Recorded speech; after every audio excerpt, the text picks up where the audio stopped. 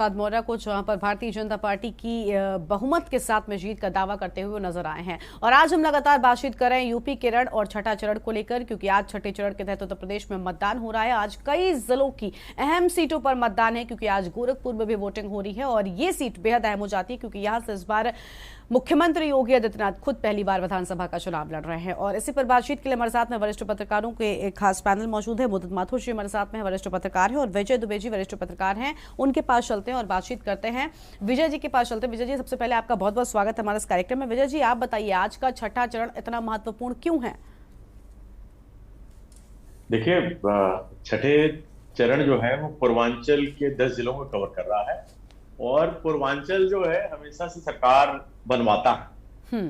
तो ये जो सीटें हैं उस पे भारतीय जनता पार्टी और खासतौर पे भारतीय जनता पार्टी का ही, क्योंकि मुख्यमंत्री गोरखपुर से लड़ रहे हैं, इसलिए उसके लिए बहुत अहम है कि इस छठे चरण में उसको ठीक ठाक मतदान हो, दूसरी बात अच्छी सीटें मिले।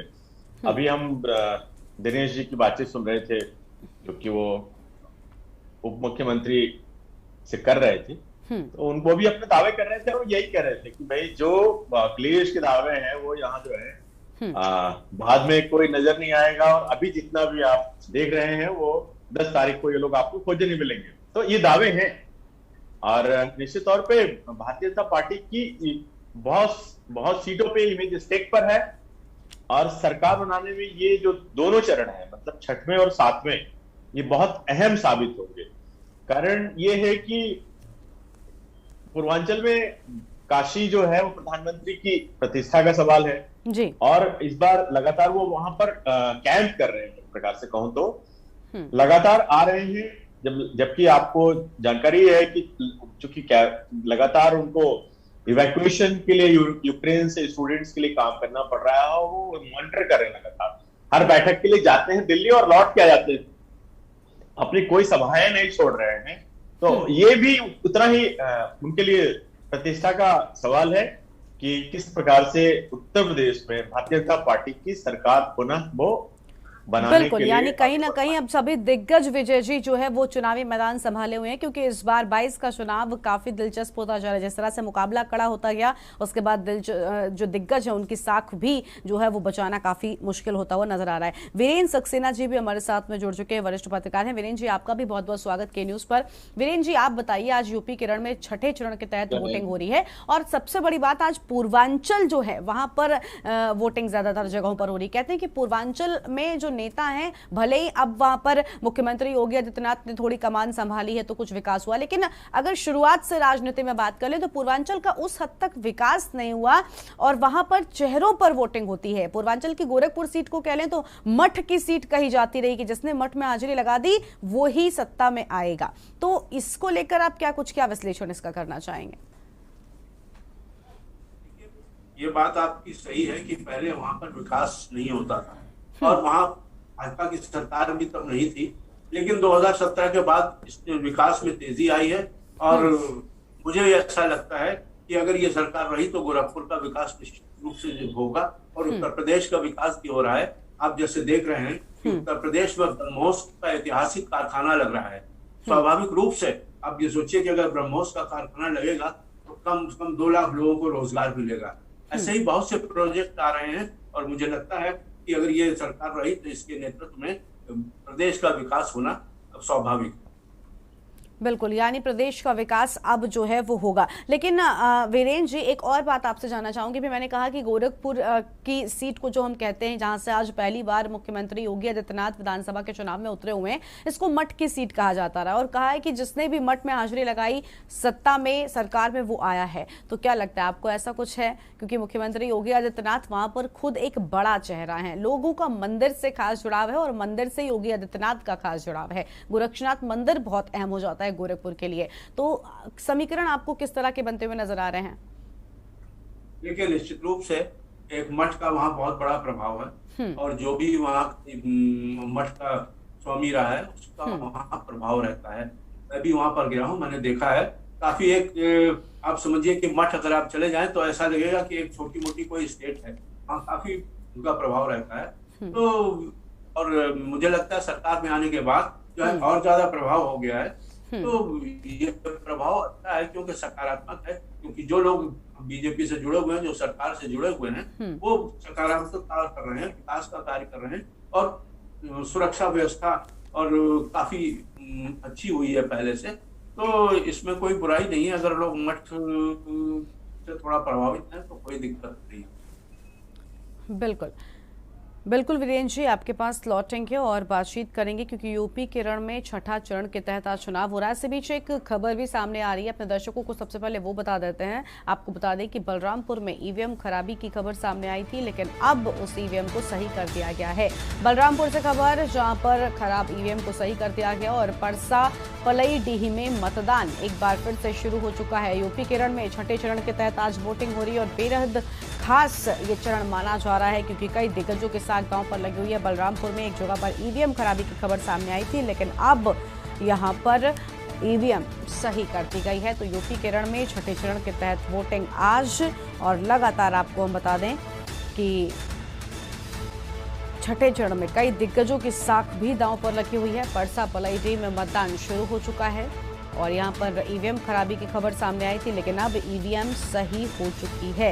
यह अहम जानकारी आपको हम बता रहे हैं। अब ईवीएम यहां पर सही होने की बात सामने आई है।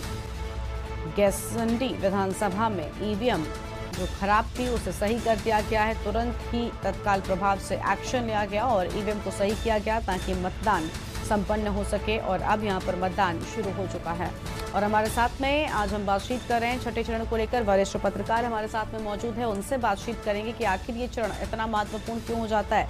हमारे साथ में वीरेंद्र सक्सेना जी लगातार बने हुए हैं और विजय दुबे जी हमारे साथ में। विजय जी, आप बताइए, क्योंकि आज की सीटों की बात की जाए तो स्वामी प्रसाद मौर्य भी आज के चरण में ही उनकी भी किस्मत का फैसला होगा। क्या लगता है आपको इस बार, क्योंकि जिस तरह से उन्होंने भारतीय जनता पार्टी का दामन छोड़कर समाजवादी पार्टी का दामन थामा है। स्वामी प्रसाद मौर्य के साथ में एक बड़ा जनादेश है, उनका अपना एक दबदबा उनकी सीटों पर रहता है, लेकिन फाजिल नगर से क्योंकि उनको चुनावी मैदान में इस बार उतारा है, तो ये कितना, क्योंकि आरपीएन सिंह की भी एंट्री हो गई, तो ये सारे बनते बिगड़ते जो समीकरण है इस चरण में कितना असर डालेंगे? देखिए, जो स्वामी प्रसाद मौर्य ने जब भारतीय जनता पार्टी छोड़ी थी और अपने साथ 11 विधायकों के साथ वो समाजवादी पार्टी में शामिल हुए थे, तो ऐसा लगा था कि एक बहुत चेंज ओवर होने जा रहा है और माहौल बिल्कुल बदल जाएगा। कई मंत्रियों ने जब छोड़ा तो भी यही स्थिति लगी थी। लेकिन अगर आप पूरे पैटर्न को देखें, मतलब पहले चरण से लेकर के आज छठवें चरण का मतदान हो रहा है, तो आप खबरों को अगर थोड़ा भी उठाइए तो आपको कितनी खबरें ऐसे मिलती जिसमें कि ऐसा लगता हो कि हर चरण में कहीं ना कहीं जो लोग की छोड़ के गए थे वो लड़े हैं और वो कहीं ना कहीं चर्चा में आए हैं। लेकिन उसके बाद जो एक माहौल बनना चाहिए था, जो लगता हो कि साहब जो है पूरा मूव हो रहा है और चेंज ओवर हो रहा है, मुझे वो माहौल बनता नजर नहीं आया। और खासतौर पे स्वामी प्रसाद मौर्य की बात करें तो मैं स्वामी प्रसाद मौर्य के बजाय मैं ये देखता हूँ संघमित्रा की जो बातचीत होती, जो कि सांसद है बीजेपी की, उनकी बेटी, वो ज्यादा हो रही है और उनके बयानों पे ज्यादा चर्चा हो रहा है। और बीजेपी कार्यकर्ता जब भी वो कहीं अपीयर हो रही है अपने पौधर के साथ में, तो वो घेरते जरूर हैं और उनसे सवाल करते हैं। तो ये मेरा कहना केवल इतना पर नहीं है, ये जो सुविधा की राजनीति है ना, कि हाँ आप वहां रहिए, हम यहाँ रहेंगे, लगता है कि सब भी प्रचार करेंगे, तो भाई उस पार्टी के लोग तो आपसे सवाल करेंगे। तो आप माहौल कैसे बनाते हैं? आप सवाल ये उठता है कि माहौल बनाने के लिए आपको किसी एक तरफ स्पष्ट तौर पे खड़ा होना होता है और उसके कारणों को भी स्पष्ट करना होता है। ये नहीं है कि जो है हम चले गए तो साहब इधर का हल्का हो गया, उधर का भारी हो गया। लोग सब समझते हैं आज ट्रांसपेरेंसी है और लोगों में मैसेजिंग बहुत क्लियर है, तो आप मतदाता को आज भ्रमित नहीं कर सकते। आप अगर ये सोचते हैं कि आपने जो है एक पासा चल दिया और पूरी चाल बदल जाएगी चौरस की, तो ये नहीं होने वाला। आपको बैठना पड़ेगा और लंबा खेलना होगा। खेलने के बाद ही आप कह पाएंगे कि आपकी चालों से कितना जीत हुई है। तो मुझे बीच के मूवमेंट समझ में नहीं आते, क्योंकि बीच के मूवमेंट में सारे लोग ऑलमोस्ट खबरों से बाहर रहे हैं, चर्चा में नहीं रहे हैं। तो आपने माहौल कहां क्रिएट किया? अगर केवल अखिलेश यादव को हम देखते हैं इसके ऊपर, तो हमें ये लगता है कि अखिलेश यादव के सारे साथी जो है यहां से लेकर वहां तक बदलते गए और वो अकेला छड़ी लेके चलते रहे। ठीक है, तो ठीक है, यानी समाजवाद कहीं को ना कहीं जो आगे माहौल बढ़ाइए ना, और कैसे ज्यादा बढ़ाएं? क्रिएट होना चाहिए था। हालांकि जब स्वामी प्रसाद मौर्य ने समाजवादी पार्टी का दामन थामा था तो पूरी तरह से इसको एक इवेंट की तरह बुलाने की कोशिश समाजवादी पार्टी की ओर से हुई थी, हमने देखा था। हालांकि बीजेपी की ओर से इतना बड़ा एक्शन लिया गया अपर्णा को पार्टी में ले लेना, तो कहीं ना कहीं वो रेशियो बराबर करने की कोशिश और साथ ही साथ एक बड़ा मैसेज देने की कोशिश भी कर रहे थे अपर्णा को शामिल करवाकर। देखिए, ये सारा जो उलटफेर है, आरपीएन सिंह की बात जहां तक करें, ये एक लास्ट मोमेंट पे उनका चला आना, साथ प्रचारक होना कांग्रेस का, या अपर्णा यादव की बात करें, तो देखिए राजनीतिक महत्वाकांक्षाएं जो लोगों की हैं उसको लोगों ने समझा, ट्रैक किया और अपने साथ जोड़ा है इलाके लोगों को। अपर्णा यादव के आने से चर्चा हुई, लेकिन आप अगर कहें कि उसका कोई इम्पैक्ट आ गया तो वो बीजेपी का नॉर्मल कोर्स था। मुझे उसमें अलग से कोई चीज नजर नहीं आई कि अपर्णा के आने के कारण से बड़ा मूव हुआ हो। ठीक वही स्थिति आरपीएन सिंह की भी है। एक जरूर मैंने देखा कि जो फाजिल नगर जाना पड़ा मौर्य साहब को, वो जिस सीट से लड़ते थे वो छोड़ के उस सीट के बजाय दूसरी सीट से लड़ने चले गए, क्योंकि उनको लगा कि कहीं आरपीएन सिंह के मूव के कारण से मुझे यहां दिक्कत ना आ जाए। तो मैं इस बात को समझ नहीं सकता हूं कि जो है एक बड़ा मूव जिससे हम एक्सपेक्ट करें इवेंट के रूप में लॉन्च करें और वो इवेंट फिर फेल हो जाए। ये इवेंट कहां चला गया फिर आखिरकार? बिल्कुल, यानी पूरी तरह से वो एग्जीक्यूट नहीं हो पाया, पूरी तरह से वर्क जो है वो नहीं कर पाया। अरे तो भाई प्लानिंग में क्या मिस्टेक थी? आप कैसी बात कह रहे हैं कि एग्जीक्यूट नहीं हो पाया? इवेंट तो आपने प्लान किया था बहुत अच्छा, बट इवेंट गॉट फेल्ड। बिल्कुल बिल्कुल बिल्कुल, उसका इम्पैक्ट आना चाहिए था ना। कोई इवेंट आदमी प्रदर्शन के लिए करता है, दिखाने के लिए करता है, उसका प्रभाव डालना चाहता है। बिल्कुल, वो पूरी तरह से हो नहीं पाया। देखते हैं कितना असर होगा, 10 मार्च तक का इंतजार और पूरी तस्वीर बिल्कुल स्पष्ट हो जाएगी। आगे भी बातचीत करेंगे आपके साथ में, लेकिन फिलहाल एक छोटे से ब्रेक के लिए यहाँ पर रुकते हैं, फौरन हाजिर होंगे, कहीं मत जाएगा। आप देख रहे हैं के न्यूज, खबरों का सारथी। Yes! Yes, yes, yes! In your face, loser. See you in soccer.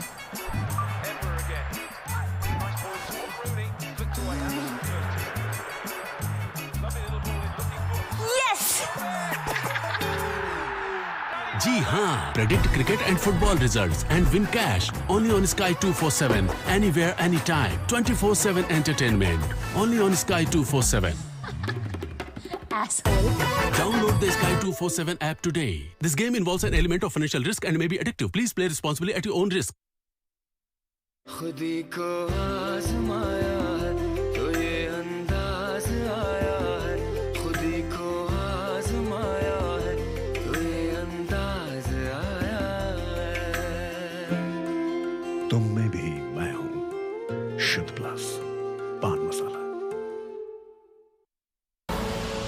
आप देख रहे हैं के न्यूज, खबरों का सारथी। ब्रेक के बाद आप सभी का स्वागत है। आज यूपी केरल में छठे चरण के तहत वोटिंग हो रही है और आज का चरण भी काफी खास हो जाता है, क्योंकि आज कई दिग्गजों की साख दांव पर लगी हुई है। सुबह 7 बजे से ही मतदान की शुरुआत हो चुकी है। लगातार जो मतदाता हैं वो लोकतंत्र के महापर्व में अपनी भागीदारी सुनिश्चित करते हुए नजर आ रहे हैं, काफी उत्साहित नजर आ रहे हैं और धीरे धीरे बढ़ते चरणों के साथ में तस्वीर भी कहीं ना कहीं थोड़ी बहुत स्पष्ट होती जा रही है। जी हाँ, यूपी केरल में छठे चरण के तहत आज वोटिंग हो रही है और कई अहम सीटों पर आज मतदान, यूपी चुनाव के छठे चरण में मतदान जो है वो लगातार जारी है। कुमार लल्लू हो, मुख्यमंत्री योगी आदित्यनाथ हो या फिर आरपीएन सिंह, इन सभी को लेकर आज यहां पर वोटिंग हो रही है। 10 जिलों के 57 सीटों पर वोटिंग हो रही है।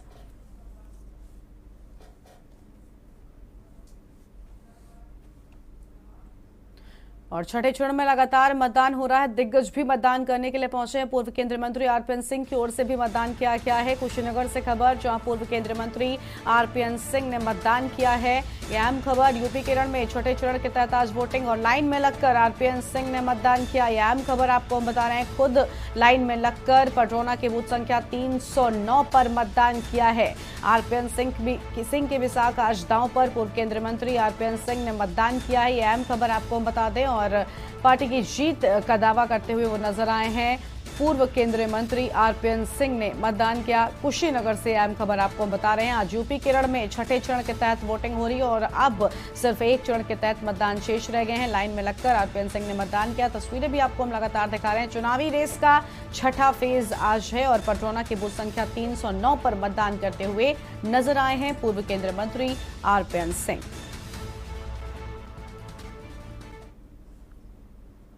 देखिए, भारतीय जनता पार्टी की योजनाएं के अंदर भारतीय जनता पार्टी के कार्यकर्ता और प्रधानमंत्री जी के योजनाओं के वजह नीतिगत और जिस तरह पूर्वांचल को मोदी जी और योगी जी ने बदलने का प्रयास किया है, बड़ी परियोजना।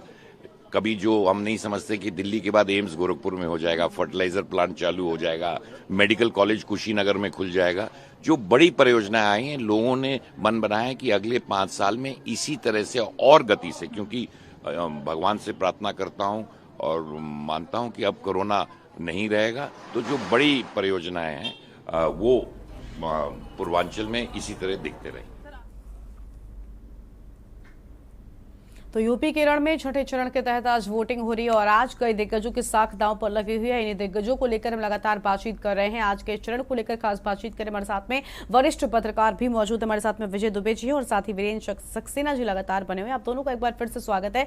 वीरेंद्र जी, आप बताइए, आज मुख्यमंत्री योगी आदित्यनाथ के लिए बड़ी चुनौती है, क्योंकि जिस तरह से हमने देखा था लगातार उनके चुनाव लड़ने के लिए पहले अयोध्या का नाम सामने आता है, कई अहम जगहों के नाम सामने आते हैं कि वो यहाँ से चुनाव लड़ेंगे, लेकिन वो भी चुनते हैं गोरखपुर की सीट। जी हाँ, क्योंकि देखिए कहीं ना कहीं गोरखपुर की सीट जो है वो योगी आदित्यनाथ के लिए सेफर सीट है। क्या लगता है, क्या सोचकर इस सीट को चुना गया होगा? सिर्फ सेफ है इस वजह से, या फिर मेहनत यहाँ पर कम करनी पड़ेगी क्योंकि बिजी रहेंगे पूरे विधानसभा को संभालने में, इसके चलते इस सीट का सिलेक्शन जो है वो किया गया होगा?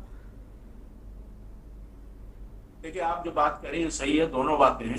एक तो ये कि मुख्यमंत्री को पूरे चुनाव में कैंपेन करना है, तो थोड़ा समय भी उन्हें चाहिए होता है, जिसकी कंपैरेटिवली सेफ है और उनको लगता है कि यहाँ मुझे ज्यादा आने की जरूरत नहीं पड़ेगी और मैं उत्तर प्रदेश को ज्यादा प्रेफर करता हूँ। दूसरी बात, चुनाव जो है मुख्यमंत्री जी के लिए थोड़ा पहली बार ये विधानसभा चुनाव लड़ रहे हैं और मुझे लगता है इसमें कई फैक्टर हैं। देखिए, एक तो इसमें शुभावती शुक्ला चुनाव लड़ रही है, उनको कुछ सहानुभूति वोट करता है और ये वोट, इस वोट पे जो है इनको नजर रखना बहुत जरूरी है मुख्यमंत्री को, क्योंकि शुभावती शुक्ला भी काफी प्रभाव रखती है वहां, थोड़ा उनके बेटे वगैरह सब सपा में होते हैं और वो लोग कोशिश कर रहे हैं जी जान से कि जो वोट काटेंगे वो मुख्यमंत्री का ही काटेंगे।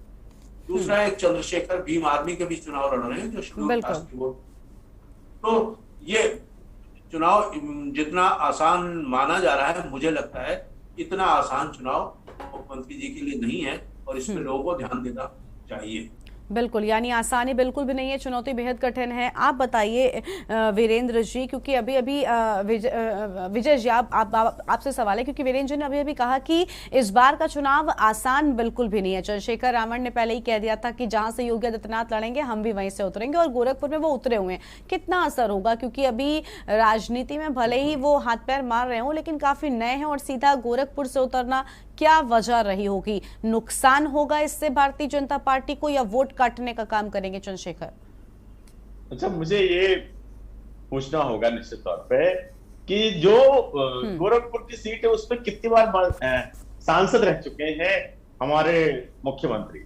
अरे भाई, इसके पहले तो पूरी संसदीय सीट का रिप्रेजेंटेशन उन्होंने किया है। दूसरी बात है, जहां तक बात है चंद्रशेखर आजाद की, तो चंद्रशेखर आजाद पहले लास्ट तक वो बार्गेन करते रहे सपा के साथ में कि हमको कुछ सीटें दे दीजिए, हम उस पर अपने कैंडिडेट लड़ाएंगे और हम आपके साथ जुड़ जाएंगे। जब उनकी बार्गेन नहीं हो पाई तो नाराज हो गए।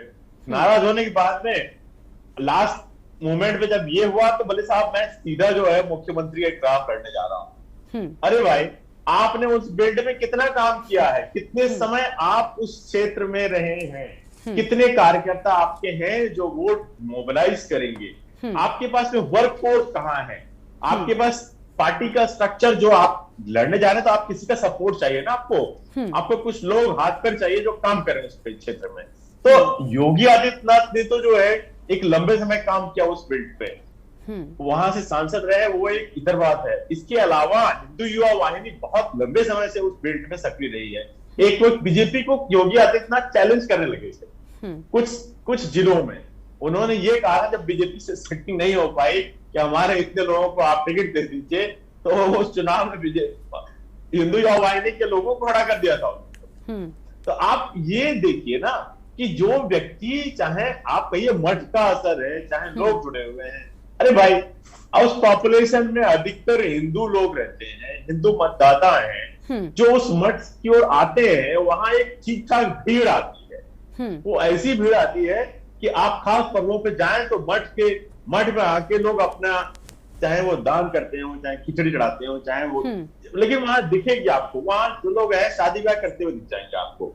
लड़के लड़कियों का एक दूसरे के साथ में जो है वहां बातचीत करते हैं, पत्रिका लेते हैं, तो उस इलाके की आस्था है वहां पे। और दूसरी बात है कि योगी आदित्यनाथ चाहे वो मुख्यमंत्री हो या ना हो, लेकिन जब उनका दरबार लगता है तो इलाके के लोग आते हैं, वहां पे आते हैं, अपनी समस्याएं रखते हैं और उनसे निदान उनके कहते हैं कि आपको बताइए इसमें हमारी समस्याओं का समाधान कैसे हो। बिल्कुल बिल्कुल। तो ये महामारी थी जब हुई थी उस इलाके में, तो भी लोग मठ की ओर, आस्था की ओर से देखते थे, तब भी उसका ये था। और दूसरी बात यह है कि अब जो मुख्यमंत्री बनने के बाद में वहां एम्स का स्टार्ट हो जाना, फर्टिलाइजर कारखाने के चालू हो जाना जो बंद पड़ा था लंबे समय से, तो ये लोगों के लिए, अरे भाई वहां जो एम्प्लॉयमेंट था, वो लोग उस वहां कॉलोनी बनी हुई फर्टिलाइजर कारखाने में अभी भी लोग वहीं रहते हैं। कारखाना बंद हो गया, लेकिन अब वो वहां पर अभी भी इस अपेक्षा के साथ रहते हैं कि चालू हो जाएगा तो हमें नौकरी मिल जाएगी, हमें बिल्कुल। यानी कहीं ना कहीं जो काम किया गया है मुख्यमंत्री योगी आदित्यनाथ के द्वारा, वो भी बड़ा असर डालेगा, क्योंकि नो डाउट अभी आपने जनता दरबार की बात कही, हम भी अपने दर्शकों को तस्वीर दिखाते हैं, जब वो जनता दरबार में पहुंचते, बड़ी संख्या में लोग हर एक जनता दरबार में वहां पर पहुंचते हैं, हाथों में चिट्ठियां लेकर, और तुरंत ही वहां पर कई बार निराकरण भी उनकी समस्याओं का किया जाता है। तो विजय जी, ये सारी चीजें हैं जो बड़ी अहम हो जाती है और लगता है कि बड़ा असर भी डालेंगी। लेकिन विजय जी, एक और सवाल है, क्योंकि इस बार का जो चुनाव है 2022 का, इसमें अगर शुरुआत से हम नजर डालें, सिर्फ आज के चरण को अगर छोड़ दें, पूरे ऑल ओवर चुनाव पर देखें, तो समाजवादी पार्टी की ओर से माहौल बनाने की जो कोशिश है वो इलेक्शन के टाइम पर काफी हुई। इलेक्शन से पहले अखिलेश उतना सक्रिय नजर नहीं आए, लेकिन जैसे इलेक्शन नजदीक आने वाला था काफी सक्रिय हो गए थे। बहुत से राजनीतिक विश्लेषक ऐसा कहते हैं कि वो इलेक्शन से पहले होमवर्क कर रहे थे, वो प्लानिंग प्लॉटिंग में लगे हुए थे कि आखिर किस तरह से कब कौन सा दांव कहां पर खेलना है।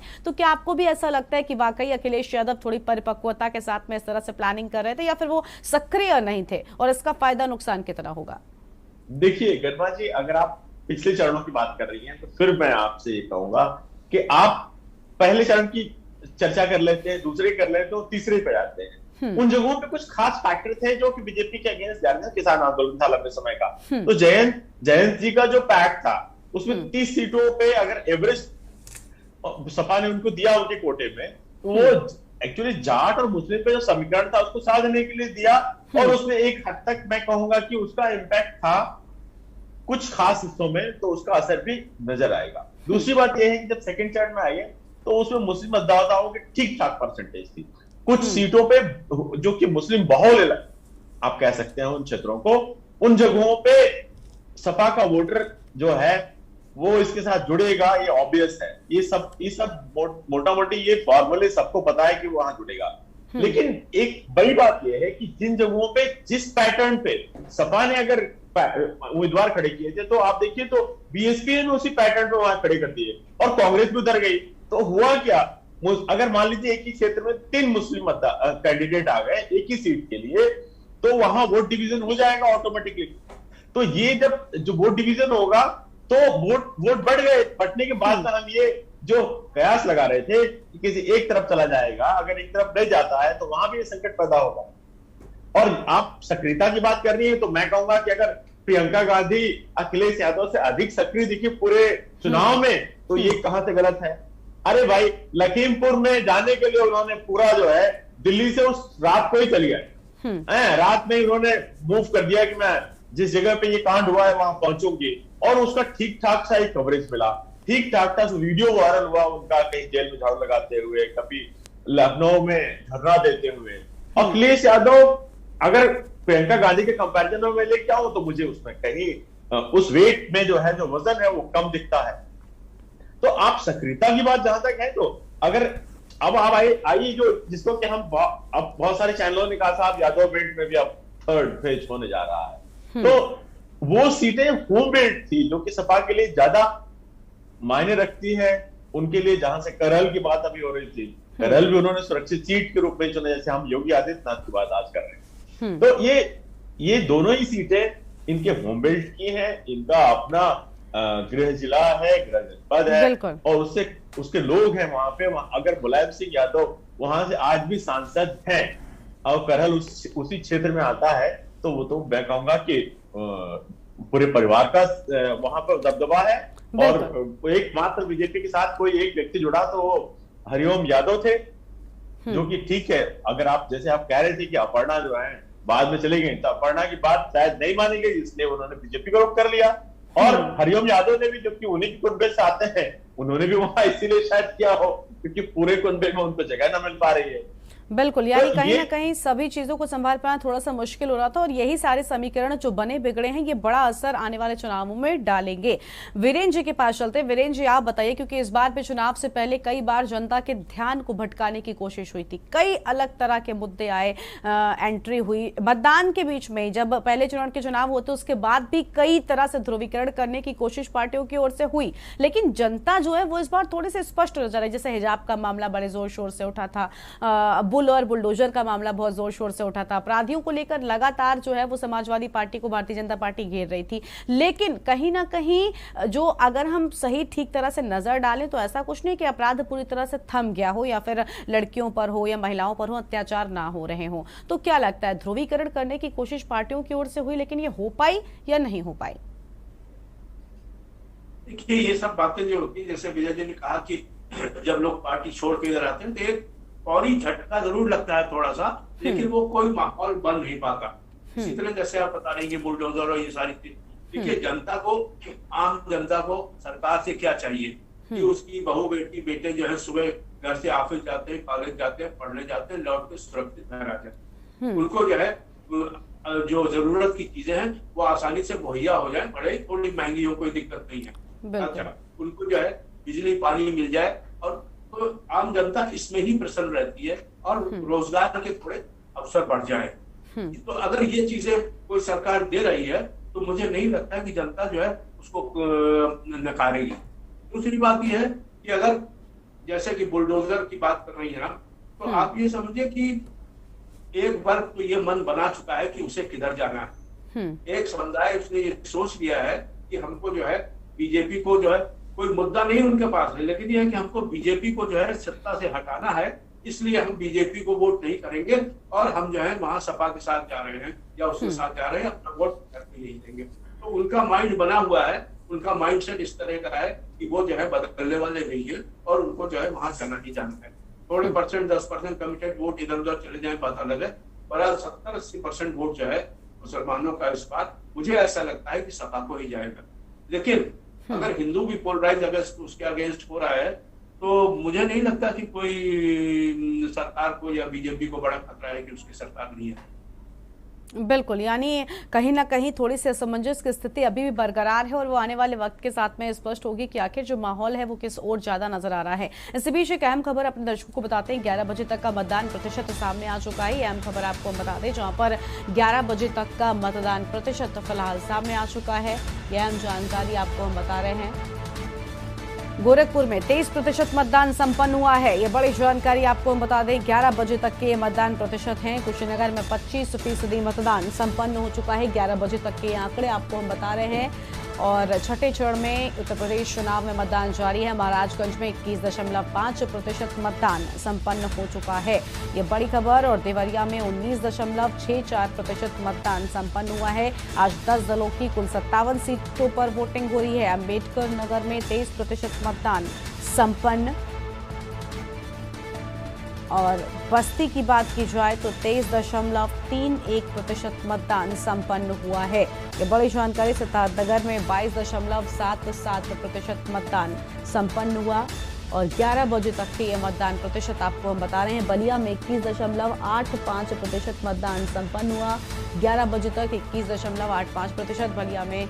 और बलरामपुर में 18.81% मतदान ही 11 बजे तक हो सका है। गोरखपुर में 21.89% और संत कबीर नगर में 10.7 7.4%। यूपी में छठे चरण का मतदान जारी है। 11 बजे तक के आंकड़े आपकी टीवी स्क्रीन पर। कुशीनगर में 23.24% मतदान और 11 बजे तक का मतदान प्रतिशत सामने आ चुका है। यूपी के रण में छठे चरण के तहत आज वोटिंग हो रही है। बलरामपुर में 11 बजे तक 18.81% मतदान संपन्न हो सका है। तो यूपी का रण है और छठा चरण है। कुशीनगर में 25% मतदान संपन्न हुआ। बस्ती में 11 बजे तक 23.31% मतदान हो सका है। महाराजगंज में 21.5% मतदान संपन्न हुआ। यह अहम जानकारी आपको हम बता रहे हैं।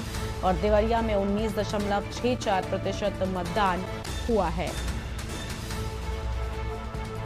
अंबेडकर नगर की बात करें तो 23% मतदान संपन्न हो चुका है।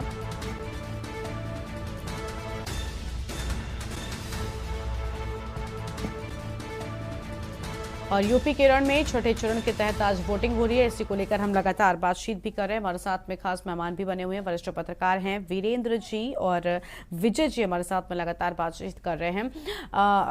वीरेंद्र जी के पास चलते हैं। वीरेंद्र जी, आज हम लगातार बातचीत कर रहे हैं कि आज का चरण इतना खास अगर है तो क्यों है, और इस बार के चरण में कितने जो वोटर्स हैं उनके मन में क्या होगा, आप बताइए वीरेंद्र जी, क्या लगता है आज जब जनता वोट करने के लिए पहुंचेगी? पूर्वांचल की सबसे पहले बात कर लेते हैं। तो पूर्वांचल में मुख्यमंत्री योगी आदित्यनाथ के चेहरे पर वोटिंग होगी, विकास को ध्यान में रखकर वोटिंग होगी, या फिर किस वोटर के मन में क्या होगा वोट डालते वक्त? देखिए, बात यह है कि वोटर का माइंड जो है वो सेट हो चुका है। अब कोई बहुत ज्यादा इसमें जो है, जैसे कि ममता जी गई है बनारस बोर्ड में मीटिंग करते ये करने, इससे कोई बहुत फर्क पड़ने वाला नहीं है, क्योंकि वोटर का माइंड सेट हो चुका है और वोटर जो है अपना जो दिमाग है उसका जा करके वो वोट देने वाला है। जहां तक आप बता रहे हैं मुख्यमंत्री जी का, आपने क्या पूछा कि मुख्यमंत्री जी के चुनाव पर क्या असर पड़ेगा? जी, मतलब क्योंकि वो खुद एक बहुत बड़ा चेहरा है। जिस तरह से गोरखनाथ मंदिर की बात करें, वहां पर बेहद अहम रोल गोरखपुर में उनका रहता है, एक अलग उनका जनादेश है, उनका प्रभाव है। तो वहां पर उनके चेहरे पर वोटिंग होगी, या फिर विकास को ध्यान में रखकर जनता वोट करेगी, या पार्टी के लिए वोट करेगी? क्या लगता है किस तरह के जो है वहां पर वोटर का माइंडसेट है? के लिए वोट हो, विकास के लिए भी विकास निश्चित रूप से हो रहे हैं, कारखाने लग रहे हैं, लग रही है, खाद का कारखाना लगा है, ब्रह्मोस का कारखाना लगने वाला है, विकास हो रहा है, विकास पे वोट होगा। योगी आदित्यनाथ का परिश्रम है, जो ईमानदारी से जिस तरह से उन्होंने काम किया है, जिस तरह से जो है उन्होंने माफियाओं पे बुलडोजर चलाया है, उस पर भी वोट होगा।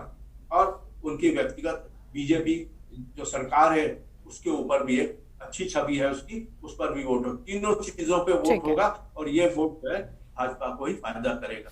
हाँ, ये जरूर है कि थोड़ा सा असर हो सकता है कि जो शुभावती शुक्ला है उनके लिए कुछ सहानुभूत वोट जो है वो सहानुभूत वोट मुख्यमंत्री से कट सकते हैं थोड़े से, लेकिन मुझे नहीं लगता कि कोई विशेष असर होगा इसका।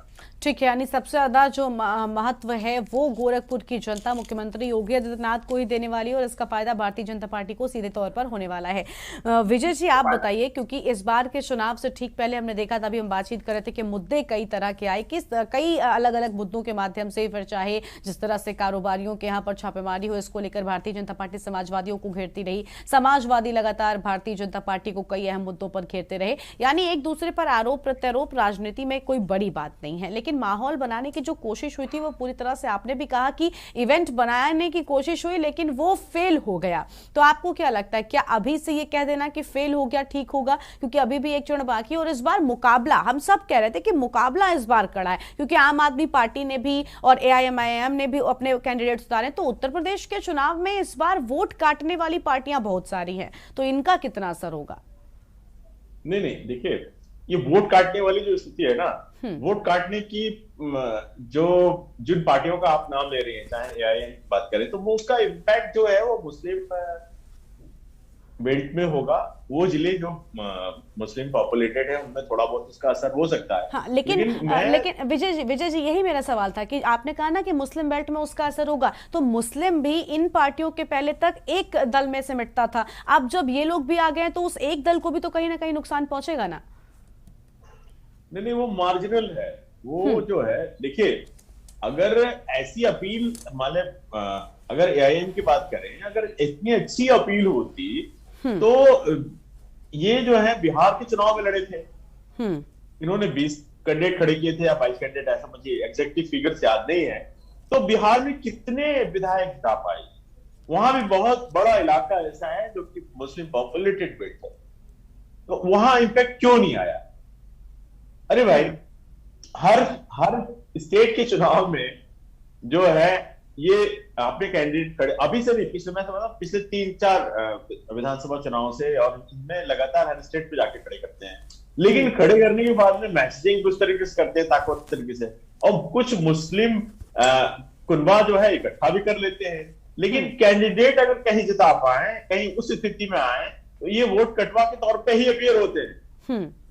अगर उससे अधिक कोई और क्षमता है तो इनको उनके कैंडिडेट निकलने चाहिए। देखिए, आपने जो बात छेड़ी है उस पर यह भी पॉइंट फिर उठेगा ना कि अखिलेश यादव और शिवपाल जी से भी लगातार इनके असमुद्दीन ओवैसी साहब की बात होती रही।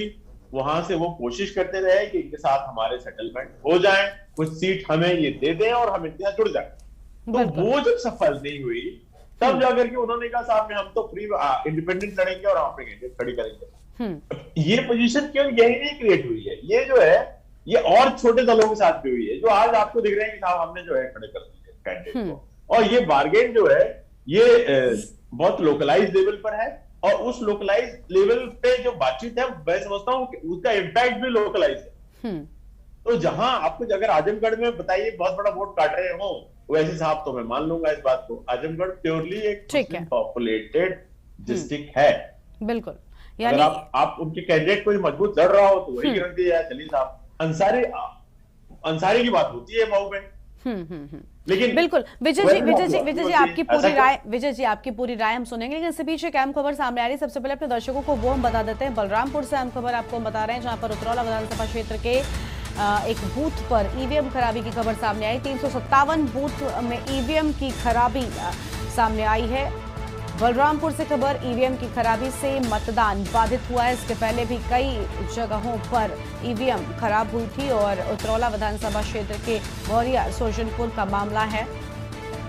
तो बलरामपुर में कई जगहों से लगातार ईवीएम में खराबी की खबर सामने आ रही है। 357 बूथ के ईवीएम में खराबी सामने आई है। ये अहम खबर आपको बता रहे हैं बलरामपुर से। लोकतंत्र के महापर्व में कहीं ना कहीं जो बाधाएं हैं वो भी आती हुई नजर आ रही हैं। ये तस्वीर आपको हम लगातार दिखा रहे हैं बलरामपुर में, जहां पर 357 नंबर बूथ के ईवीएम में खराबी सामने आई है। 357 नंबर बूथ पर ईवीएम खराबी की खबर सामने आई। ईवीएम की खराबी से मतदान बाधित हुआ है और जो मतदाता वहां पर खड़े हुए हैं कतारों में वो परेशान नजर आ रहे हैं, क्योंकि अब उन्हें कतारों में इंतजार करना पड़ रहा है। मतदान बाधित होने के चलते उन्हें काफी देर तक रुकना पड़ रहा है। 357 नंबर बूथ में ईवीएम खराबी सामने आई है। ईवीएम में खराबी है जिसके चलते मतदान फिलहाल बाधित है। बलरामपुर में बूथ संख्या 123 की भी ईवीएम खराब, यानी कई जगहों से यहां पर ईवीएम खराबी की बात सामने आ रही है। 2 घंटे से मतदान बाधित है ईवीएम की खराबी के चलते। बलरामपुर में ही 123 नंबर बूथ पर भी ईवीएम खराब, और आपको बता दें कि 123 नंबर बूथ की ईवीएम खराब है, बूथ संख्या 123 की, जिसके चलते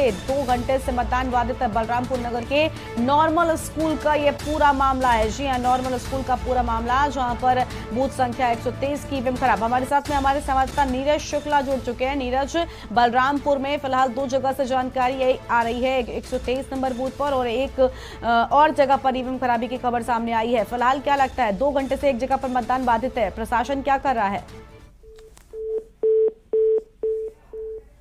तो नीरज से हमारा संपर्क टूट गया है, लेकिन फिलहाल आपको यह अहम खबर हम बता रहे हैं, जहां बलरामपुर में 2 बूथों पर ईवीएम खराबी की खबर सामने आई है। बूथ संख्या 123 पर भी ईवीएम खराब है, जिसके चलते 2 घंटे से मतदान बाधित रहा है। जी हां, 2 घंटे से मतदान बाधित है, लोग वोट नहीं कर पा रहे हैं, और जिसके चलते इन मतदाताओं में यहां पर नाराजगी भी नजर आ रही है, क्योंकि कतारों में खड़े होकर इन्हें इंतजार करना पड़ रहा है लोकतंत्र के इस महापर्व में अपनी भागीदारी सुनिश्चित करने के लिए।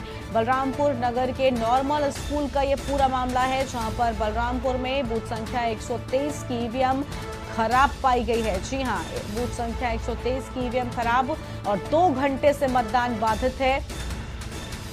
तो ईवीएम खराबी से 2 घंटे से मतदान बाधित है। 123 नंबर बूथ की ईवीएम खराब होने के चलते यहां पर अब जो वोटर्स पहुंचे हुए हैं उन्हें इंतजार करना पड़ रहा है, क्योंकि ईवीएम खराब है।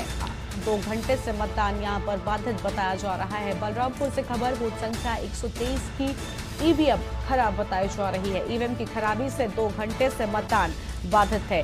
बूथ संख्या 123 में ईवीएम खराब हुई है, तो वहीं 357 पर भी ईवीएम खराब, यानी 2 बूथों पर खबर सामने आ चुकी है जहां ईवीएम खराब है और जिसके चलते मतदान फिलहाल के लिए बाधित है। जी हां, 123 नंबर बूथ संख्या की बात करें तो 2 घंटे से, और 357 की बात की जाए तो खबर यह है कि लगभग आधे घंटे से मतदान बाधित है।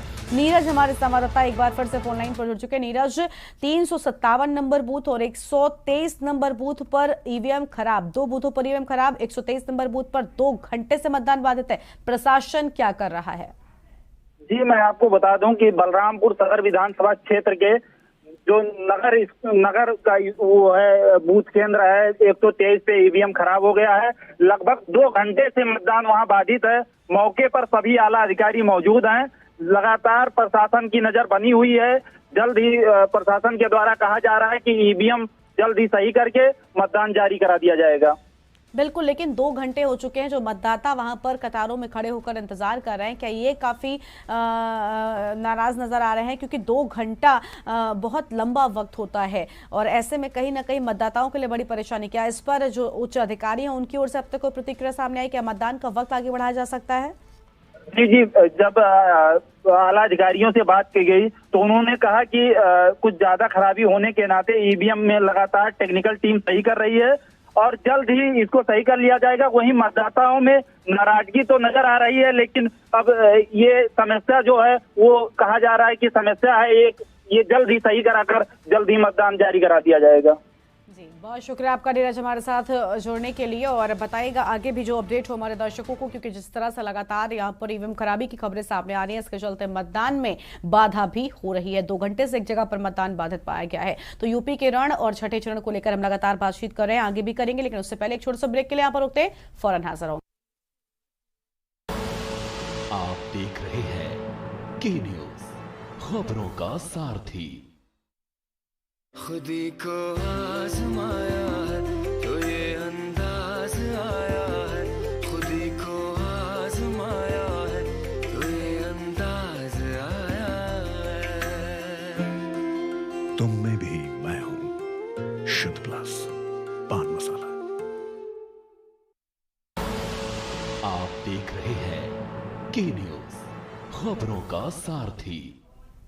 ब्रेक के बाद आप सभी का स्वागत है। यूपी का रण है और छठा चरण है, इससे बीच कैंप खबर कुशीनगर से आपको हम बता देते हैं, जहां पर ईवीएम खराबी की खबर सामने आई है। कुशीनगर में भी ईवीएम खराब होने के चलते मतदान आधे घंटे से रुका हुआ है। कुशीनगर से खबर आपको हम बता दें, एक और जहां लोकतंत्र का महोत्सव मनाया जा रहा है, तो वहीं दूसरी ओर आधे घंटे से मतदाता यहां पर परेशान नजर आ रहे हैं, क्योंकि ईवीएम में खराबी के चलते यहां पर आधे घंटे से मतदान बाधित है। ईवीएम खराब होने के चलते लोगों में आक्रोश भी देखने को मिल रहा है। जी हाँ, लोगों में आक्रोश है। फाजिलनगर विधानसभा बूथ नंबर 110 का ये पूरा मामला बताया जा रहा है। यूपी के रण में छठे चरण के तहत आज उत्तर प्रदेश में वोटिंग हो रही है। कुशीनगर में ईवीएम खराब होने से आधे घंटे के लिए मतदान फिलहाल रुका हुआ है। बूथ संख्या 110 पर ईवीएम खराबी की खबर सामने आई है। आधे घंटे से मतदाता यहां पर परेशान नजर आ रहे हैं, क्योंकि आधे घंटे से मतदान यहां पर नहीं संपन्न हो सका है और ईवीएम खराब होने से लोगों में आक्रोश साफ तौर पर नजर आ रहा है। जी हां, फाजिलनगर विधानसभा बूथ नंबर 110 का ये पूरा मामला है, जहां पर ईवीएम खराब होने से आधे घंटे रुका मतदान। ईवीएम मशीन खराब होने से आधे घंटे के लिए मतदान फिलहाल रुका हुआ है और आधे घंटे से मतदाता परेशान नजर आ रहे हैं। और हमारे संवाददाता केदार यादव जुड़ चुके हैं फोन लाइन पर। केदार, ईवीएम खराब होने से लोगों में आक्रोश, क्योंकि आधे घंटे से ज्यादा वक्त बीत चुका है, अब तक आखिर ईवीएम ठीक क्यों नहीं हुई? जी, आपको बता दें, खुशी जनपद के फाजिलनगर विधानसभा के बूथ संख्या 110 की राजा पाकड़ की मामला है, जहाँ ईवीएम खराब है। आधा घंटा से लोग जो है परेशान है, क्योंकि ये ग्रामीण इलाका है। हर लोग चाहते हैं कि वोट डाल करके फिर अपने अपने काम से निकल जाए, इसलिए आधे घंटे से लोग जो है खड़े हैं। काफी भीड़ हो गई है, इसलिए जो है लोग नाराज है। जबकि जिला प्रशासन को भी सूचना हो गई है, तत्काल वो लोग आ रहे हैं। मशीन बदलेंगे या क्या करेंगे उनकी जिम्मेदारी बनती है, लेकिन प्रशासन जो है चल दिया है, आ रहा है अभी। बिल्कुल, बहुत शुक्रिया आपका केदार हमारे साथ जुड़ने के लिए। तो कुशीनगर में ईवीएम खराब होने से आधे घंटे के लिए मतदान फिलहाल रुका हुआ है और मतदाता परेशान नजर आ रहे हैं क्योंकि वोट डालने के लिए उन्हें अभी इंतजार करना पड़ रहा है। आधे घंटे का वक्त बीत चुका है, अब तक प्रशासन की ओर से वहां पर कुछ खास कदम नहीं उठाए गए हैं। ईवीएम खराब होने से लोगों में आक्रोश नजर आ रहा है।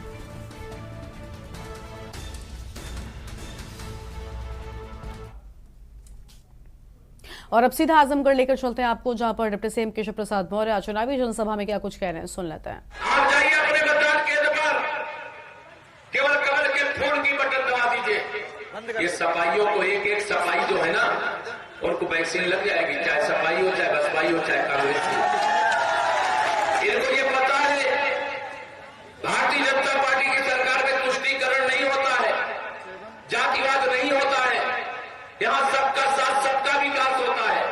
हमारी सरकार में गरीब गरीब एक समान, हिंदू हो या मुसलमान। हमारी सरकार में किसान किसान एक समान, हिंदू हो या मुसलमान। कोई भेदभाव होता है क्या? सारी सुविधाएं सबको दी जा रही कि नहीं दी जा रही है? माननीय प्रधानमंत्री जी को चिंता हुई, कोरोना आ गया कि मेरा कोई गरीब परिवार भूखा न रह जाए। उन्होंने प्रधानमंत्री गरीब कल्याण अन्न योजना शुरू की। बताइए गरीबों को राशन फ्री में मिल रहा है कि नहीं मिल रहा? दोनों हाथ उठा के मिल रहा है कि नहीं मिल रहा? कोई पैसा देना पड़ता है क्या उस राशन का? अगर मोदी जी नहीं होते तो ये गरीबों का राशन सपा बसपा कांग्रेस वाले खा गए होते, आप भूखे मर रहे होते। अब तो राशन के साथ एक महीने में 2 बार देते हैं, राशन के साथ दाल भी देते हैं, तेल भी देते हैं, चना भी देते हैं, नमक भी देते हैं कि नहीं देते हैं? अब ये विरोधी परेशान है, गांव में जाते हैं, लोगों से पूछते भैया वोट किसको दोगे? तो लोग कहते हैं हम तो भाजपा को वोट देंगे। क्यों दोगे? लोग कह देते हैं हमने तो नमक खाया इसलिए वोट देंगे। दिल की धड़कन बढ़ती है कि नहीं बढ़ती बताओ? मैं आप सब लोगों से आज यहां पर यही कहने के लिए आया हूं, मैं यही कहने के लिए आया हूं, समय हुआ आज माननीय प्रधानमंत्री जी के साथ मुझे इस सभा में भी शामिल होना, समय का अभाव है। मैं आप सबसे यही विनती करने के लिए आया हूं कि आने वाली 7 तारीख किसी गुंडे से डरोगे तो नहीं? दोनों हाथ उठाए बताओ, किसी गुंडे से डरोगे तो नहीं? एक काम मैं आपको बता रहा हूं, कोई गुंडा डराने की कोशिश करे तो डायरी पेन है ना आपके पास, उसका नाम नोट कर लेना। 7 तारीख को वोट डाल लेना, 10 तारीख को आपके वोट के आधार पर कमल का फूल खिल जाएगा, वो सोची राम सूरज जी को दे देना। और जो गुंडई करने वाले हैं, धमकी देने वाले हैं, वो जिस भाषा में समझे हम अभी भी सुधार सकते हैं, लेकिन हम चुनाव आचार संहिता का पालन कर रहे हैं।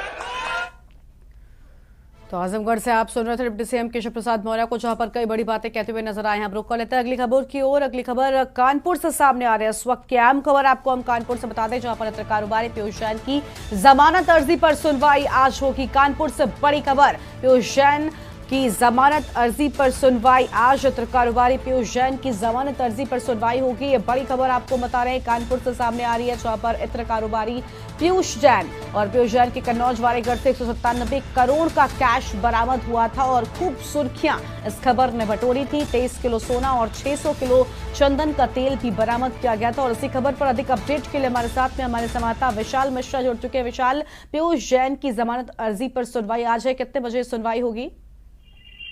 देखिए, सुनवाई की अगर बात करें तो सुनवाई लगभग 2 बजे के करीब होगी, लेकिन एक बड़ी बात यह है कि स्वास्थ्य का हवाला देकर वकीलों ने ये बात जरूर कही है कि उन्हें कहीं ना कहीं स्वास्थ्य उनका ठीक नहीं, इसको उन्हें जमानत देनी चाहिए। और उन्होंने जो बात पहले कही हुई थी टैक्स की बात थी कि टैक्स काटने आप पर जो टैक्स बनता है, उसके बाद जमानत इस विषय पे मांगी गई है कि उनका स्वास्थ्य सही नहीं है, उनका स्वास्थ्य दिखाना है, डॉक्टर से सलाह लेने के बाद ही कुछ फैसला करना है।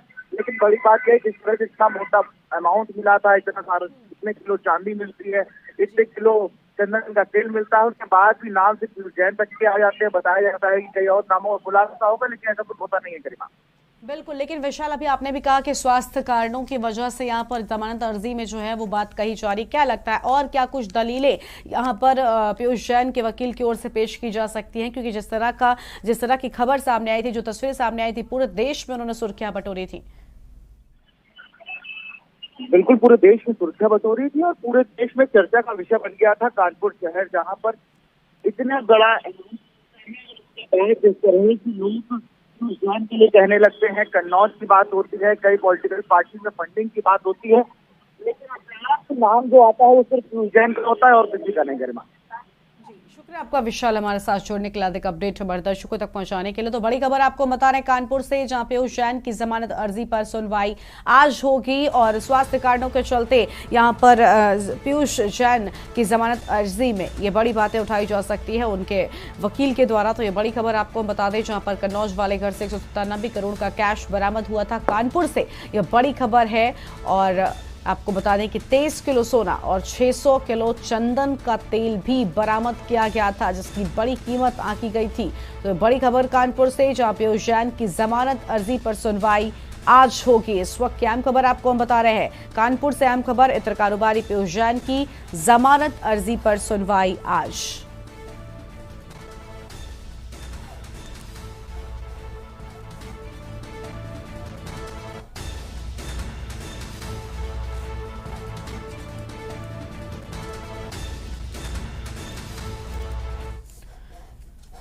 तो आज हम लगातार बातचीत कर रहे हैं यूपी के रण और छठा चरण को लेकर, क्योंकि छठा चरण बेहद खास हो जाता है। अब सिर्फ और सिर्फ एक चरण के तहत मतदान यहां पर बचे हुए हैं और जिसके बाद 10 मार्च को पूरी तस्वीर स्पष्ट हो जाएगी। लेकिन आज हम लगातार बातचीत कर रहे हैं यूपी के रण में छठे चरण की वोटिंग को लेकर, क्योंकि आज वोटिंग हो रही है। हमारे साथ में वरिष्ठ पत्रकार विजय दुबे जी लगातार बने हुए हैं, उनके पास चलते। विजय जी, आप बताइए, आज का हम लगातार बातचीत कर रहे हैं, कई जो विश्लेषण है वो अलग अलग नजरिए से जान रहे हैं, चाहे राजनीतिक हो या फिर जातिगत हो, लेकिन सबसे अहम अगर उत्तर प्रदेश चुनाव की बात हो विजय जी, और जातिगत समीकरणों की बात ना हो, ऐसा हो नहीं सकता, क्योंकि धर्म और जाति के आधार पर उत्तर प्रदेश का चुनाव काफी महत्वपूर्ण हो जाता है और काफी रोल धर्म और जाति का इस चुनाव में होता है। इस बार के चुनाव की बात करें तो हमने देखा चुनाव से ठीक पहले यहां पर कई मुद्दे उठाए गए, विकास के मुद्दे के साथ साथ महंगाई और बेरोजगारी, ये दो सबसे बड़े मुद्दे थे जो वाकई में लग रहा था कि ये मुद्दे हैं भी और उठाए भी जा रहे हैं। क्या लगता है इस बार इन दोनों मुद्दों को भी ध्यान में रखा है वोटर ने? छठे चरण तक चुनाव पहुंच चुका है, ये क्या ये वोटर के ध्यान में है? क्योंकि सबसे ज्यादा समस्या भी वोटर को ही होती है। नहीं, देखिए ये सब मुद्दे जो हैं, जहां तक उत्तर प्रदेश की बात है तो जातिगत समीकरण आज कोई नई बात नहीं है। उम्मीदवारों का चयन पॉपुलेशन और लोगों मतदाताओं की स्थिति को देख करके आमतौर पर चयन किए जाते हैं, और जातीय गणित जो है पूरी तरह से हर पार्टी देख रही है। ऐसा नहीं कोई एक पार्टी हो जो ही जातिगत या धर्म के आधार पर काम कर रही है। मैं देखता हूँ कि सभी लोग जातिगत समीकरणों पर ही आगे बढ़ रहे हैं। ठीक है, सैद्धांतिक तौर पर बहुत सारी बातें होती हैं, लेकिन वो प्रैक्टिकली जब आप कैंडिडेट का चयन कर रहे होते हैं और उम्मीदवार उतार रहे होते हैं, तो वो एक प्रकार से जैसा लगता है जैसा लागू ही नहीं होता है, वो फॉर्मूला फेल हो जाता है जाके वहां पे। ऐसा नहीं है, सारी पार्टियों ने जातिगत समीकरणों का ध्यान रखा है। पॉपुलेशन डिवीजन, मतदाताओं की संख्या, इन सब चीज को पूरी गणित को देखने के बाद ही टिकट दिया। अब उसमें जो है, और ये हम लोग अभी जो बात कर रहे थे इसके पहले कि ये एक बहुत टफ इलेक्शन है कैंडिडेट के सिलेक्शन और पार्टियों के लिहाज से, क्योंकि कांटे की टक्कर है। क्योंकि जातिगत समीकरणों का जो आंकड़ा अभी दिख रहा है उसके हिसाब से ऐसा लगता है कि जैसे कि जो है सब लोगों ने ये पैटर्न सेट किया हो, तो जिसने ब्राह्मण मतदाता दिए तो कोई जरूरी नहीं कि दूसरी पार्टी ने ठाकुरों को पकड़ने की कोशिश की वहां पे, या किसी ने मुस्लिम पॉपुलेशन अगर वहां ज्यादा है तो उन्होंने मुस्लिम उम्मीदवारों की तरफ दिया। एक बीजेपी ऐसी पार्टी है जिसने किसी मुस्लिम उम्मीदवार को अपने वो नहीं दिया है, अपना टोकन नहीं दिया है कि आप हमारा सिंबल लेके जाइए और अपना फाइल कर लीजिए। ये सवाल जो है अमित शाह से जो पूछा गया था, बहुत कई बार ये बात उठी है, लेकिन बीजेपी ने अपना एक जो सेट फॉर्मूला आप कह सकते हैं कि उनको लगता है वो उसी ओर बढ़ रहे हैं, और उनको वही, अगर उनको ये लगता है, चाहे मुस्लिम मतदाताओं को लगता है कि हम इनको वोट नहीं करेंगे, तो उन्होंने भी एक्सेप्ट कर लिया है कि साहब ये वोट हमको नहीं मिलेगा। बिल्कुल, यानी माइंडसेट बीजेपी का भी कहीं ना कहीं क्लियर है कि कौन हमारे साथ है और कौन हमारे साथ नहीं, किस पर हमको फोकस करना है। जी विजय जी, आपसे आगे भी बातचीत करेंगे। इसी बीच एक अहम खबर अपने दर्शकों को हम बता देते हैं, जहां पर आपको बता दें कि प्रयागराज में जहां ईवीएम खराब थी अब उसे ठीक कर लिया गया है और मतदान की शुरुआत हो चुकी है। प्रयागराज से खबर, जहां हंडिया विधानसभा पर एक बार फिर से मतदान शुरू हो चुका है, क्योंकि ईवीएम खराबी के चलते यहां पर मतदान बाधित हुआ था। प्राथमिक विद्यालय मानिकपुर 311 नंबर बूथ पर ईवीएम खराबी की खबर सामने आई थी, लेकिन अब इसे दोबारा से शुरू कर दिया गया है और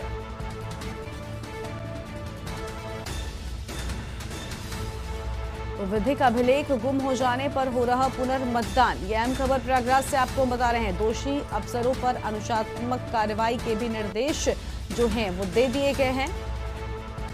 तो हंडिया विधानसभा पर पुनर्मतदान की बात सामने आ रही है और प्राथमिक विद्यालय मानिकपुर 311 में पुनर्मतदान की बात सामने आई है। ये अहम खबर आपको बता रहे हैं। सुबह 7 बजे से शाम 6 बजे तक होगा पुनर्मतदान। हालांकि दोषी अफसरों पर कार्रवाई की भी बात कही जा रही है।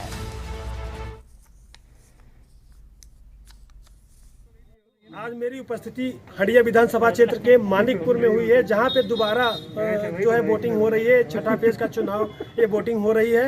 यहाँ पे कुछ दस्तावेज गायब हो गए थे, इसलिए दोबारा मतदान कराए जा रहे हैं।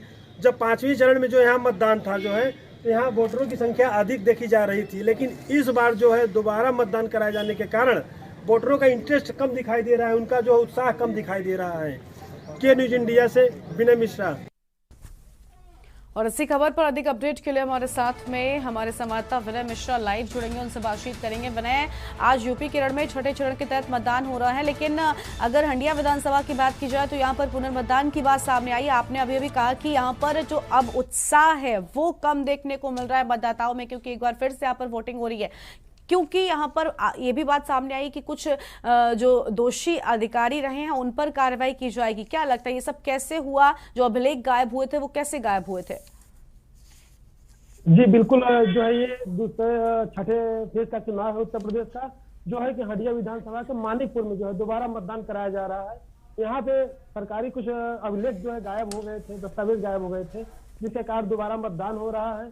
पहली बार जब यहाँ चुनाव हो रहा था तो यहाँ लाइनों की कतार लगी हुई थी, लेकिन जब दोबारा यहाँ मतदान कराया जा रहा है यहाँ इंटरेस्ट वोटरों का कम दिखाई दे रहा है, जो कि आप देख सकते हैं। जो है कैमरामैन के माध्यम से थोड़ा सा जूम करिए, ये देखिए जो है यहाँ पे जो है कि ये आप देख सकते हैं जो कि यहाँ पे लाइनें नहीं देखने को मिल रही हैं और इंटरेस्ट वोटरों का कम दिख रहा है। बिल्कुल, कहीं ना कहीं अब यहाँ पर इन सभी गलतियों की वजह से जो सबसे ज्यादा नुकसान है वो मतदाताओं का हुआ है, क्योंकि एक बार फिर से यहाँ पर मतदाताओं को वोट डालने के लिए पहुंचना पड़ रहा है।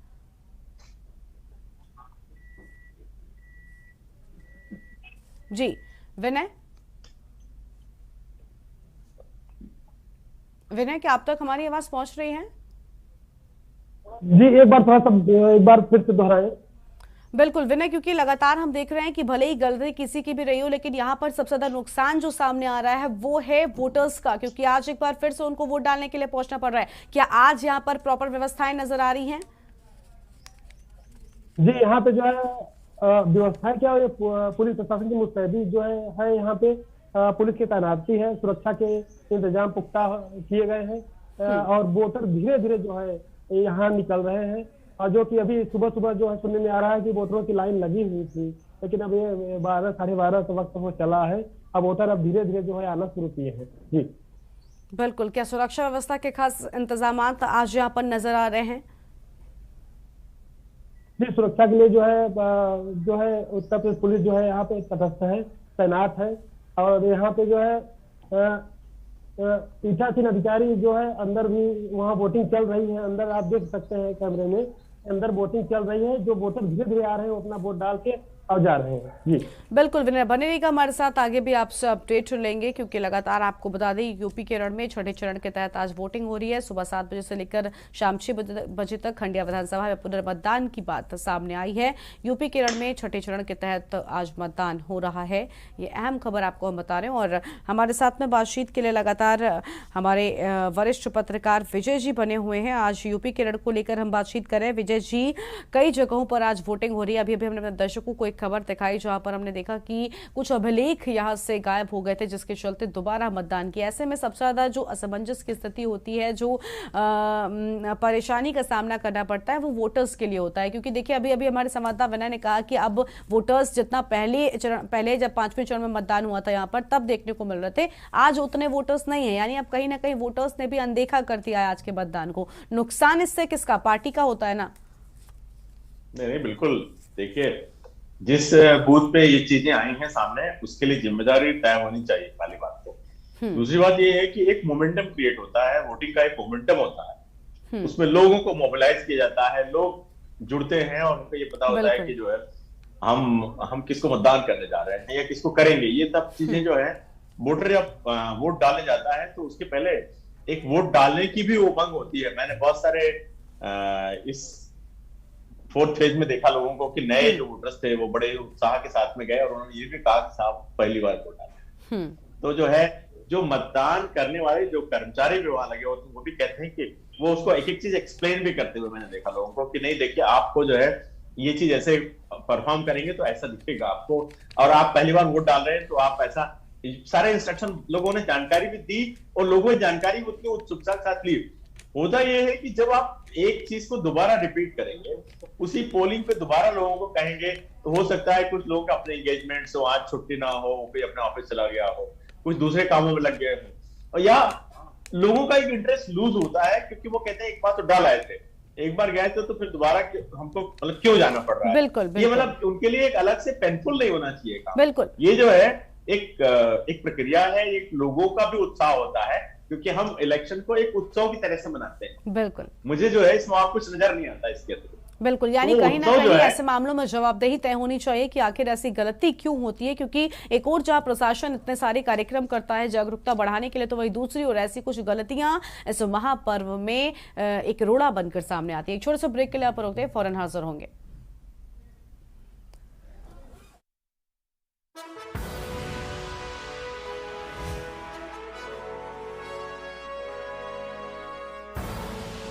आप देख रहे हैं के न्यूज़, खबरों का सारथी।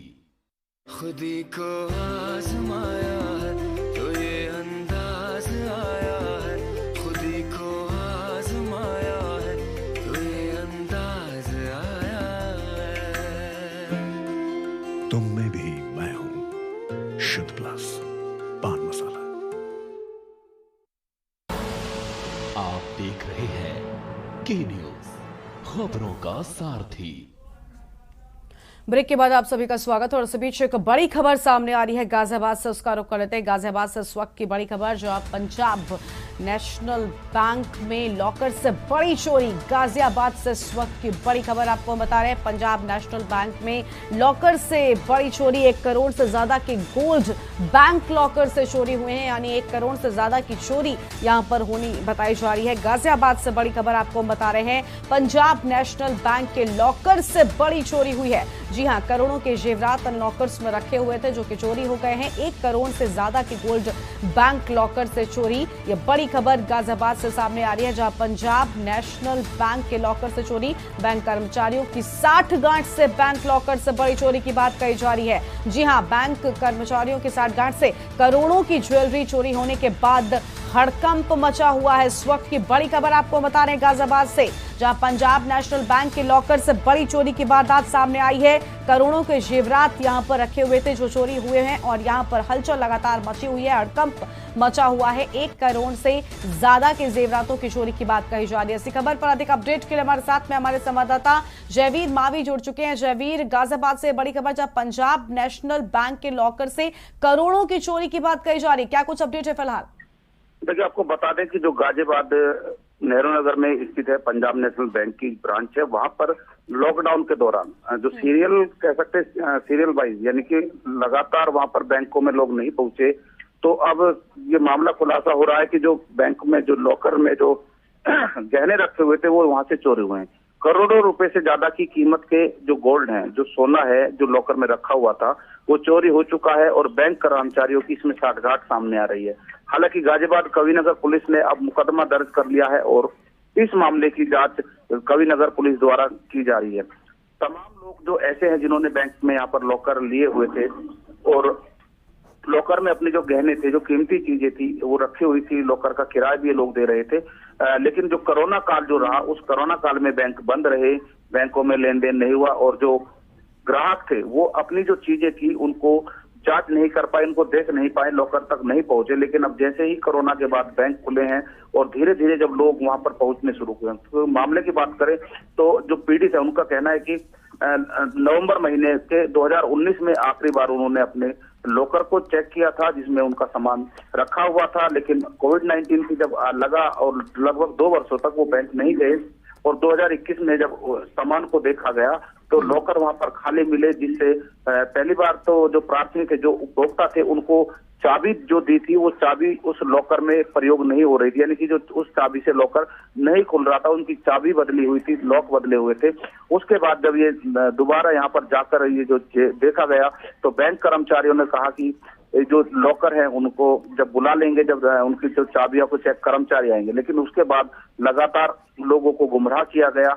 लेकिन जब तो इनको लॉकर तोड़ने की भी बात यहाँ पर बैंक कर्मचारियों द्वारा की गई थी, लेकिन जब यहाँ पर ये बैंक के मैनेजर के साथ जब दबाव बनाया गया और अन्य कर्मचारी पहुंचे, बैंक के तमाम कर्मचारी मौके पर मौजूद है, लेकिन जब लॉकर खोले गए तो उनका तोड़ने के बाद क्योंकि चाबी से नहीं खुल पाए थे जी, तो वहां पर गहने गायब मिले हैं जी। लेकिन जवीर, आपने कहा कि ये पुराना मामला है, यानी कोरोना के दौरान जब लोग ज्यादा बैंक नहीं जा पाए उस दौरान इस तरह की वारदात को बैंक के कर्मचारियों की मिलीभगत से अंजाम दिया गया।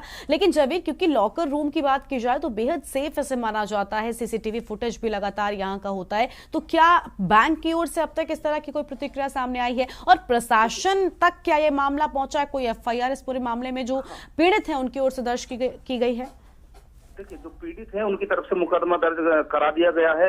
वही जो बैंक अब तमाम जो जांच है, पुलिस क्योंकि तमाम पहलुओं पर जांच कर रही है। जिस तरह सीसीटीवी फुटेज की बात करें तो सीसीटीवी फुटेज इतनी पुरानी बैंक में नहीं होती, यानी कि किसी भी उसमें कुछ घंटे या कुछ दिनों का सही समय होता है, महीने, 15 दिन, 20 दिन या जो भी एक डिवाइस इसके ऊपर डिपेंड करता है कि उतने दिन तक उसमें रिकॉर्डिंग होती है, फिर वो और डिलीट हो जाती है, उसके बाद वो नई रिकॉर्डिंग शुरू हो जाती है। क्योंकि जिस तरह जब कोरोना रहा, बैंक बंद रहे और जो पीड़ित है यानी कि जो ग्राहक थे वो बैंक नहीं पहुंच पाए थे, जिस कारण इस चोरी का खुलासा नहीं हो पाया था। घटना का जब पता है पीड़ित को नहीं लग पाया था, लेकिन जब वहां पर पीड़ित पहुंचता है, लॉकर खोलने की कोशिश करता है तो चाबी से लॉकर नहीं खुलता है, जिसके बाद जो बैंक के मैनेजर, बैंक के तमाम कर्मचारी और देखरेख यानी कि पुलिस की टीम भी वहां मौजूद थी, तब वो लॉकर तोड़ा गया था और लॉकर में जो गहने रखे गए थे वो गहने नहीं मिले हैं।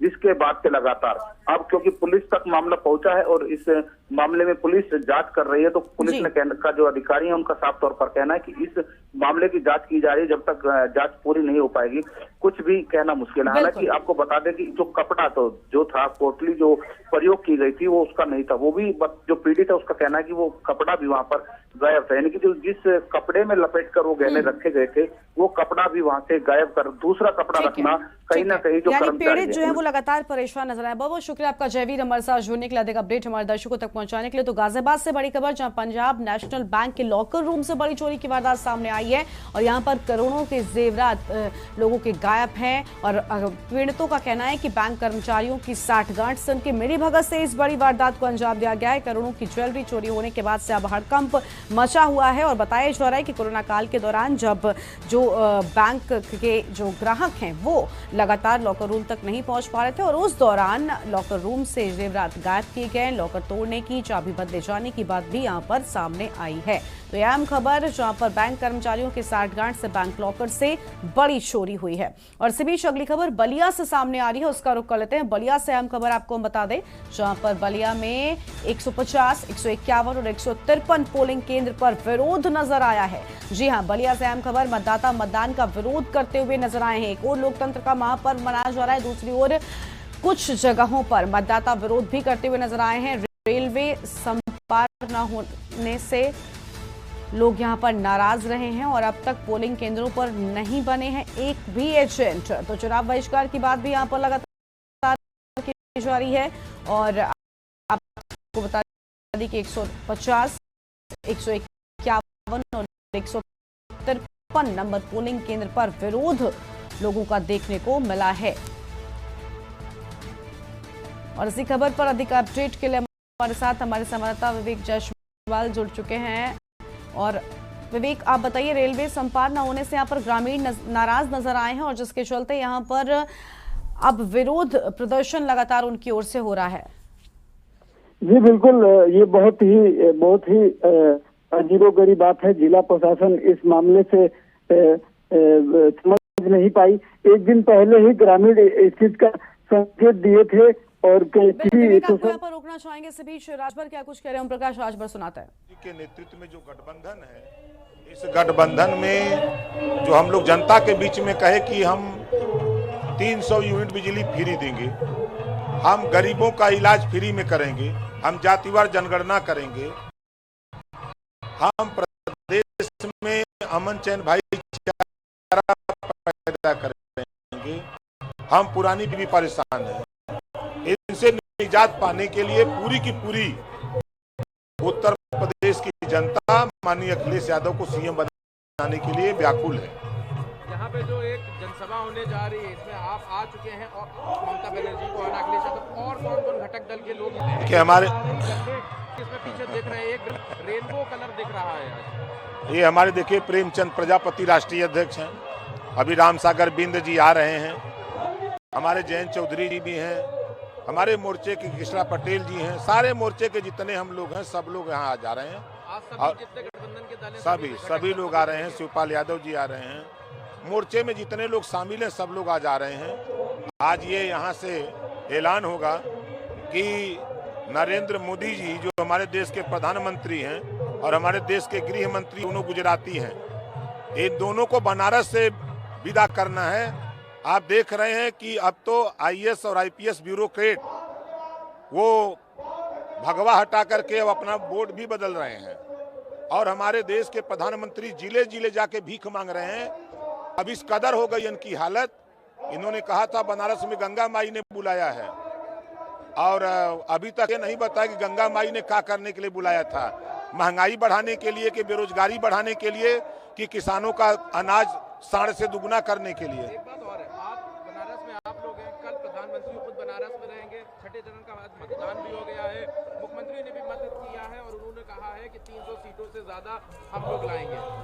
देखिए भारतीय जनता पार्टी झूठ बोलने का इनके ट्रेनिंग नागपुर में दी जाती है और ये दिल्ली में भी गए थे, 2/3 जीतने 3 सीट जीत के आए।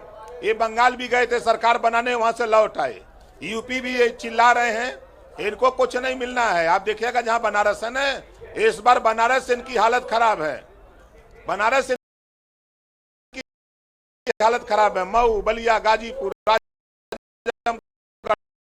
अम्बेडकर नगर, जमानत नहीं खुलेगी। चले हम ये गोरखपुर, महाराजगंज, कुशीनगर, देवरिया, बस्ती, संत कबीर नगर, सिद्धार्थ नगर, प्रतापगढ़, इलाहाबाद, मिर्जापुर, सोनभद्र, चंदौली, इधर खाता न खुली भाजपा के वोट देता, भाजपा के वोट देवे के तैयार है। पत्रकार दुखी है, व्यापारी दुखी है, नौजवान दुखी है, किसान दुखी है, हर वर्ग तो इनसे दुखी है। कौन वोट दे रहा है इनको?